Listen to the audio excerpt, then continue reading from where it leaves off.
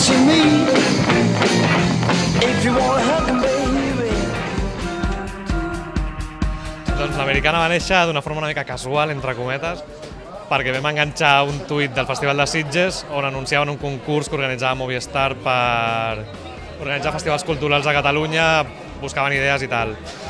I després de molts anys d'assistir a festivals, primer com a públic, després com a premsa acreditada, teníem moltes ganes de fer el salt, havíem fantasejat alguna vegada amb la idea i tal, i vam decidir que ens presentàvem al concurs. Vam guanyar i aquí estem. Hi ha un forat a la cartellera de Barcelona que creiem que aquest cinema no el cobreix, perquè sí que és veritat que la majoria de pel·lícules són nord-americanes, les que s'estrenen, però hi ha un determinat tipus de pel·lícules que per la seva condició d'independents, no tenir grans pressupostos ni grans noms, no arriben a estrenar-se mai.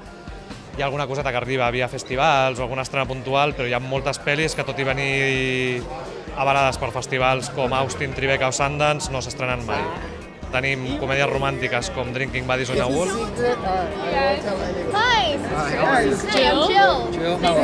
Pel·lícules més autorals com End Body Signs o The Retrieval, ciència-ficció amb Upstream Color, o pel·lícules més universals i de drama com Short Term 12. Okay, everyone. I think most of you have already met her, but we have a new member of our community. Mentre estàvem acabant de tancar Flecos del festival, vam conèixer la desgraciada notícia de la mort de Philip Seymour Hoffman, que és un dels grans referents del cinema indie nord-americà dels últims anys, i vam voler retre-li un homenatge. I a més, casualment, dintre l'equip hi ha l'ajudant de direcció de la pel·lícula, l'única pel·lícula que ha dirigit Philip Seymour Hoffman, Jack Goes Boating, amb la qual farem el passi de la pel·lícula, la presentarà ella a la pel·lícula, explicarà una mica com el rodatge i tal, amb la qual, vull dir, realment és tot un honor i ens venia molt de gust fer-ho.